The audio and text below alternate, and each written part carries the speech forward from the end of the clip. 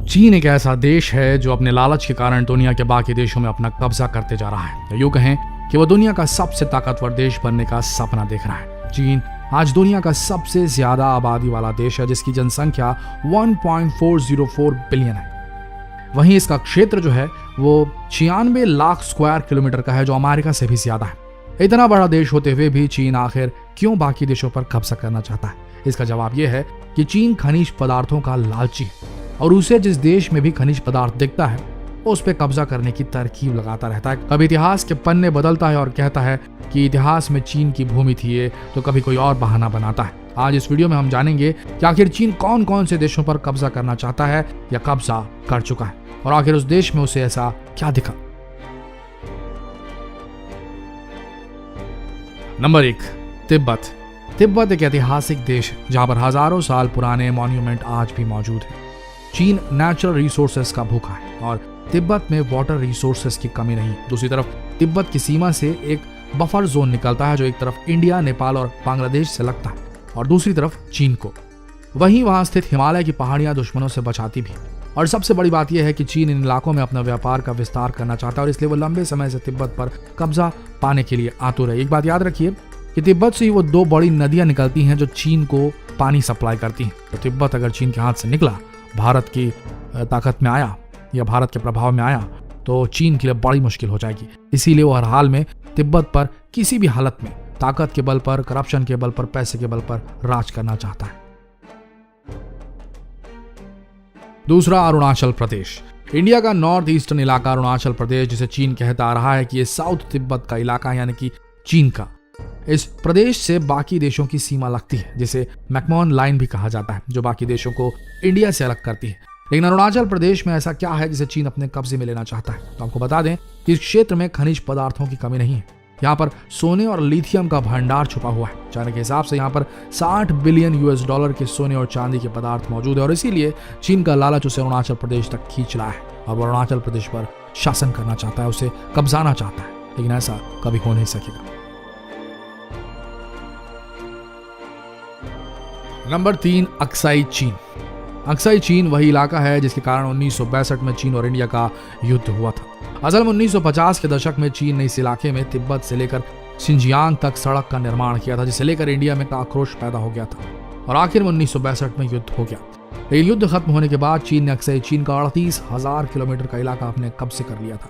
ये इलाका चीन के लिए बहुत महत्वपूर्ण है क्योंकि अक्साई चीन जमीन से 17,000 फीट की ऊंचाई में स्थित है और अगर चीन की लड़ाई इंडिया या और किसी देश या पड़ोसी देश से होती है तो ये इलाका उसके लिए जीत साबित करेगा। इसीलिए अक्साई चीन ने हथियाया।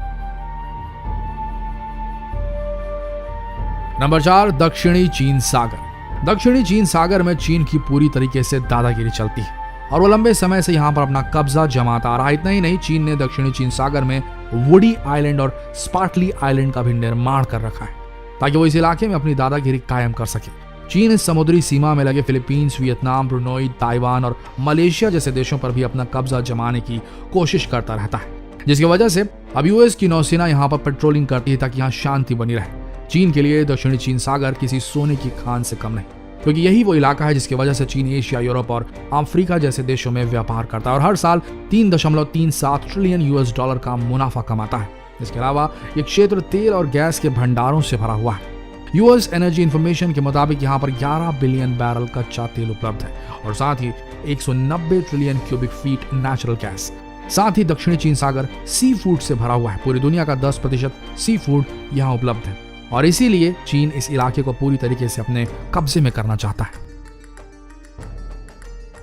Number 5, Taiwan. इतिहास में ताइवान चीन का ही हिस्सा था। चीनी शासकों ने 1683 से लेकर 1895 तक ताइवान पर राज किया था, लेकिन बाद में ये चीन से अलग हो गया और ये आज के समय में एक लोकतांत्रिक देश है जहां डेमोक्रेसी है। 1970 के बाद से यूएस ताइवान का बहुत अच्छा मित्र बना है और उसने ताइवान को बहुत से हथियार भी बेचे हैं। आज के समय में ताइवान के पास एक बड़ी सेना और कई हथियार भी मौजूद हैं। हालांकि देखा जाए तो ताइवान एक लोकतांत्रिक देश है जहां पर इलेक्शन भी होते हैं, लेकिन उसके बाद भी आज तक इसे आधिकारिक तौर पर लोकतांत्रिक देश नहीं माना गया है। लंबे समय से चीन ताइवान पर कब्जा जमाना चाहता है क्योंकि एक तो ताइवान के कंप्यूटर निर्माता दुनिया के पहले स्थान पर हैं, दूसरा ताइवान के पास अमेरिका के दिए हुए एडवांस्ड हथियार मौजूद हैं और तीसरा चीन ताइवान को चीन का ही अंग मानता है क्योंकि इतिहास में चीन का ही पार्ट हुआ करता था। ये बड़ी अच्छी बात हुई है नहीं। आगे बढ़ते हैं। Number 6, Hong Kong. हांगकांग ही वो देश है जिससे चीन अपनी ताकतों को और बढ़ाना चाहता है। हाल ही में चीन की कम्युनिस्ट पार्टी के खिलाफ हांगकांग में प्रदर्शन चल रहा है। असल में 1997 तक हांगकांग ब्रिटिशर्स के कब्जे में था, लेकिन उसके बाद चीन को सौंप दिया गया। लेकिन उस समय भी हांगकांग के लोगों को अपनी स्वतंत्रता को लेकर संशय था, इसलिए यह एग्रीमेंट बनाया गया कि 50 सालों तक हांगकांग की जनता अपना खुद का नियम बना सकती है, यानी कि एक लोकतांत्रिक देश की तरह जी सकती है जिसमें चीन कोई दखलंदाजी नहीं करेगा। और इस 50 साल की अवधि को अभी खत्म होने में बहुत समय बाकी है। लेकिन हाल ही में चीन ने हांगकांग पर अपना कानून थोप दिया है। इस कानून के तहत अगर कोई भी हांगकांग वासी चीन में अपराध करता है और हांगकांग वापस चला जाता है तो उस अपराधी को चीनी प्रक्रिया से गुजरना होगा, ना कि हांगकांग के रूल्स के हिसाब से। और इसीलिए हांगकांग में प्रदर्शन चल रहा है। चीन के लिए हांगकांग बहुत महत्वपूर्ण देश है क्योंकि हांगकांग ही वो ब्रिज है जो एशियाई देशों को जोड़ता है और ये चीन के व्यापार के लिए मुख्य इलाका है जिससे चीन बिलियन डॉलर्स की कमाई कर सकता है। कुल मिलाकर चीन दुनिया पर इसीलिए कब्जा करना चाहता है कि उसके अंदर बहुत सारी लालच भरी हुई है, बहुत सारा प्रगति की जो चाह है वो भरी हुई है। भले वो प्रगति जो है, वो उन्नति जो है, वो डेवलपमेंट जो है किसी भी कीमत पर आ जाए, ये गिरा हुआ है चीन।